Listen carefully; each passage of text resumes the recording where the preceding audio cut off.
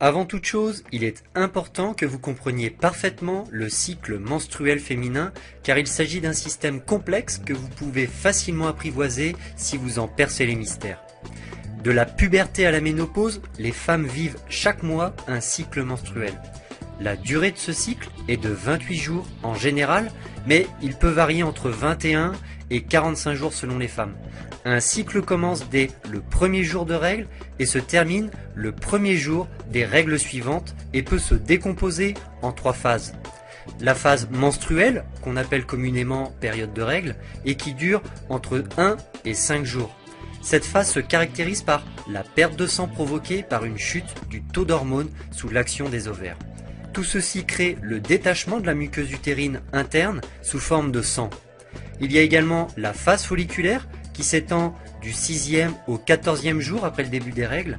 Ici, le taux d'œstrogène augmente dans le sang, ce qui permet la reconstitution de la muqueuse utérine.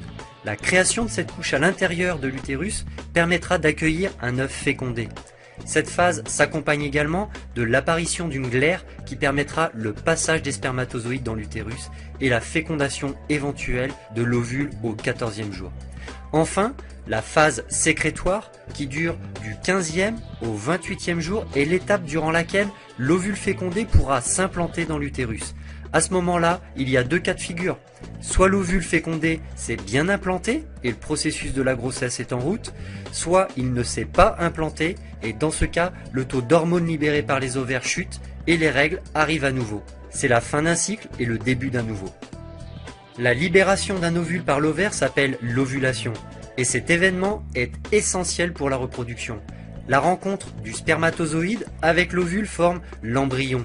Cette phase d'ovulation dure environ 24 heures et se produit en général 14 jours après le premier jour de règles. Alors tout ceci est théorique, chaque femme est différente et chaque ovulation également. Les dates peuvent varier, il se peut également qu'il y ait un mois durant lequel l'ovulation ne se produise pas. C'est pourquoi il est primordial de savoir repérer le moment de l'ovulation pour optimiser ses chances de concevoir un bébé. Justement, mettez toutes les chances de votre côté pour que la fécondation ait lieu. Pour cela, vous devez privilégier vos rapports durant cette phase d'ovulation. Encore faut-il la repérer. Voici plusieurs moyens de vous y prendre. La première chose que vous devez faire est de déterminer la durée de votre cycle. Est-ce que c'est 22 jours, 28 ou bien 32 jours? Voici comment faire. Notez sur votre calendrier la date précise du début et celle de fin de vos règles. Faites cela pendant 2 ou 3 mois. Vous parviendrez ainsi à déterminer plus précisément la durée de vos cycles. Une chose est sûre, la phase qui suit l'ovulation et qui précède donc les règles est toujours de 14 jours. Vous pouvez donc calculer la date d'ovulation grâce à un calcul très simple. Je vous le mets en application sur 3 exemples. Pour un cycle de 28 jours, l'ovulation a donc lieu le 14e jour. Pour un cycle de 22 jours, l'ovulation a lieu le 8e jour. Et pour un cycle de 32 jours, l'ovulation a lieu le 18e jour. Une fois que vous aurez repéré le jour de votre ovulation, privilégiez les rapports avec votre conjoint ce moment-là. Même si la phase d'ovulation ne dure que 24 heures, vous êtes féconde pendant une période plus longue. Les spermatozoïdes vivent 4 jours, vous êtes donc féconde 4 jours avant l'ovulation. La fécondation de l'ovule peut donc se faire durant ces 5 jours. La douleur est également un bon moyen de repérer que vous êtes en train d'ovuler. Cette douleur décrite comme un tiraillement dans le bas du ventre est assez semblable à la douleur ressentie pendant les règles au niveau des ovaires. Souvent, la douleur peut être localisée à droite ou à gauche en fonction du côté où l'ovule a été libéré. La courbe de température est une technique ancestrale pour déterminer une ovulation. D'ailleurs, quand les femmes ne disposaient pas de contraceptif, elles se servaient de cette courbe de température pour éviter de tomber enceinte.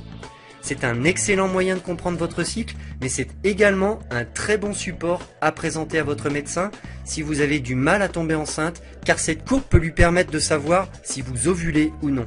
Pour que votre courbe soit le plus juste possible, vous devez absolument prendre votre température tous les matins à la même heure avec le même thermomètre.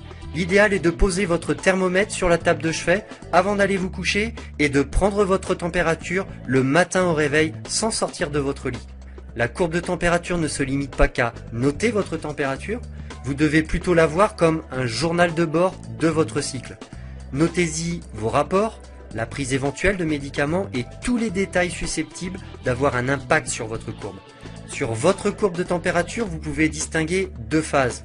La première phase de 14 jours, durant laquelle la température oscille entre 36,1 et 36,7, puis la seconde phase de 14 jours durant laquelle la température passe la barre des 37 degrés juste après l'ovulation.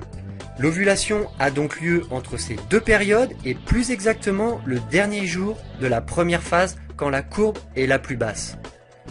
La glaire cervicale est un liquide sécrété par le col de l'utérus sous l'effet des hormones.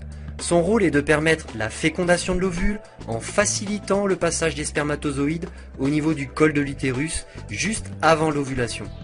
Le restant du cycle, cette glaire leur barre le passage. Elle a donc un rôle très important dans le processus de procréation et revêt différents aspects en fonction de son objectif, barrer la route ou au contraire l'ouvrir. Il est donc important de savoir repérer cette glaire et ses différentes apparences afin de savoir si vous êtes en phase d'ovulation. Si vous êtes en phase d'ovulation, votre glaire aura alors pour but de faciliter le passage des spermatozoïdes. Elle aura alors une consistance filante et translucide. En revanche, si vous n'êtes pas en phase d'ovulation, elle aura alors pour but de stopper les spermatozoïdes. Son apparence sera alors opaque et épaisse. Il existe enfin un moyen efficace mais plus onéreux, environ 20 €, pour savoir si vous êtes en phase d'ovulation ou non. Les tests d'ovulation s'achètent en pharmacie et se présentent sous la même forme que les tests urinaires de grossesse. Ces tests très sensibles détectent votre pic d'hormone LH qui précède de 24 ou 48 heures la libération de l'ovule. Pour plus de fiabilité, ces tests s'effectuent sur plusieurs jours. Vous faites le premier au 12e jour environ et vous recommencez jusqu'à noter l'augmentation de l'hormone LH. Quand le test est positif, c'est-à-dire que vous avez atteint votre pic d'hormones, alors c'est que votre phase d'ovulation est sur le point de commencer. Malgré toutes ces méthodes pour repérer le moment de votre ovulation, il se peut que vous notiez une absence d'ovulation pendant un mois ou plusieurs mois. C'est assez fréquent lorsqu'une femme arrête la pilule dans le but de tomber enceinte. Il faut en quelque sorte laisser le temps pour que la machine se remette en route, comme on dit. Donc ne paniquez pas tout de suite en vous mettant en tête que vous êtes stérile car vous n'ovulez pas. Laissez quelques mois à votre corps. Et si au fil du temps vous constatez que ces troubles d'ovulation persistent encore, parlez-en à votre gynécologue. Il existe des médicaments qui agissent comme des petits coups de pouce pour aider le corps à retrouver un cycle normal.